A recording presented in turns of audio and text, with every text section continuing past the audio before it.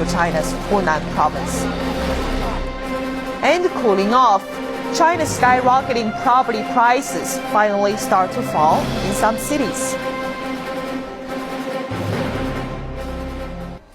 Welcome back to CCTV News. Let's retake a look at Iran. On Monday, the country's first nuclear power plant, Bushehr, will be formally inaugurated.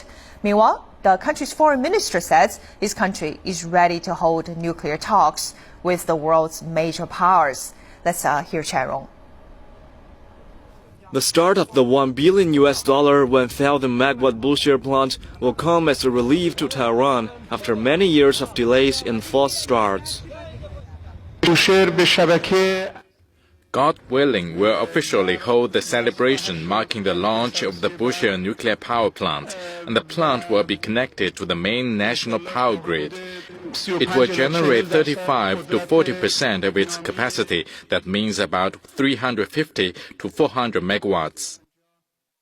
The launch of this plant is seen by the Islamic Republic of Iran as a long-delayed milestone in its nuclear development programs, which the West fears are aimed at developing nuclear weapons. Despite the fact that Western countries have been trying to prevent Iran from developing and becoming an advanced country, despite the sanctions and the pressure, Iran has achieved a great deal of progress in the nuclear program, both in producing electricity as well as producing its own fuel for peaceful purposes. And as the IAEA, in all of its declarations and statements, as we've seen so far, there's no evidence whatsoever that Iran's nuclear program is anything but peaceful. Bushehr's launch comes with Russia pushing to revive talks between major world powers and Iran about its uranium enrichment work, seen in the West as a potential proliferation threat since highly refined uranium fuels nuclear weapons. Fears have been voiced over potential safety problems for Bushehr, which, like Fukushima, the site of Japan's devastating nuclear meltdown, is in a major earthquake zone, albeit not one at risk of a tsunami. Chairong, CCTV. And the unidentified victims of Tanzania's worst maritime accident have been buried after the government decided to close an emergency mortuary. Over 190 people have been confirmed dead after a passenger in cargo ship capsized and sank early Saturday morning. Su Yiting has the latest. Zanzibar, off the coast of Tanzania, has experienced its worst maritime disaster in history. Reports say the accident was due to the ship being overloaded with passengers and cargo, but other reports say a technical malfunction cannot be ruled out at this stage. Zanzibar's Minister of State said the government would take stern action against those found responsible for the tragedy. Until now, the number of passengers dead, according to our report, is 197, and out of those, 158 have been identified by their relatives. Those who were not identified by their relatives number 39 people, and they've been given an official burial by the government. The Zanzibar government announcement comes after officials and police began closing a temporary camp near the capital, erected to help relatives identify victims. The Red Cross said concerns were growing that the climate was accelerating the decomposition of the bodies. Now the exercise is almost over because yet we don't have any. I mean, there's no one now. There are some boats which have gone there, but they have not yet found anything. And if a body is found, it has been decided that it should be buried around the area because it cannot be brought here for relatives to identify it. 8 workers set up tents to help relatives search for their loved ones. They were sent home at night and urged to return in the morning.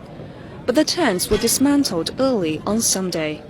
Rescue workers admit it is unlikely they will find any more survivors, but do expect to recover more bodies. Su Yiting, CCTV.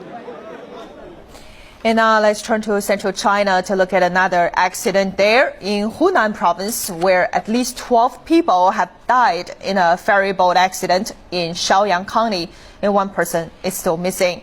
So far, 38 people have been rescued. Meanwhile, 3 government officials have been removed from their position. Mike Weber takes a closer look.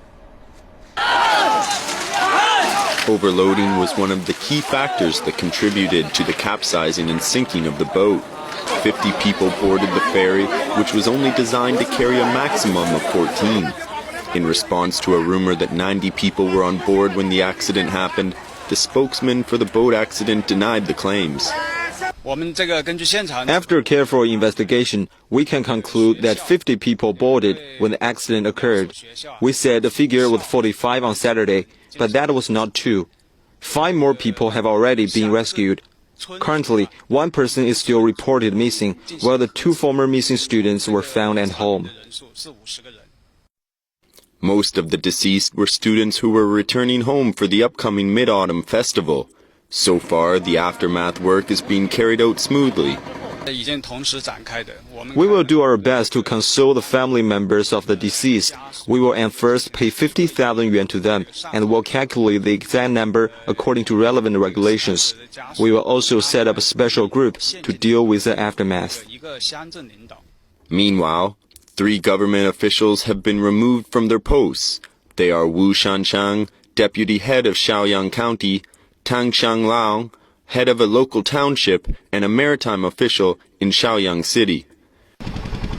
Now, the site where the accident occurred is becoming calm once again, but the deadly tragedy will leave families of the victims heartbroken for years to come. Mike Weber, CCTV. And let's turn now to the real estate sector in China, where after various measures to rein in China's skyrocketing property prices, there are signs now, finally, market is cooling. Prices have begun to drop in some cities, while discounts are on the rise. Li Kefu takes a closer look. Sky-high house prices have long been a cause of concern for both the public and government alike. But there are signs that a turning point may have been reached. In Beijing, one sales center is offering discounts of 3,000 yuan per square meter, more than 10% off the asking price. It's getting harder to sell houses. We have had to introduce discounts to attract more customers.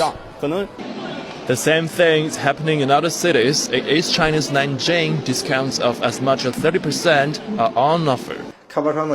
One thing to remember is that real estate agents only offer discounts on certain kinds of properties, not all apartments. By doing so, they can increase their sales volumes. And the apparent downturn, second-hand estate agents are also feeling the pinch. Some say they're on the verge of closing due to a lack of customers. And as demand continues to decrease, some sellers have no choice but to lower their price. It's common to lower the overall price by around 80,000 yuan, about a 5 to 10% drop. As the property market enters a new phase, experts are warning buyers to be vigilant and on the alert for potential scams.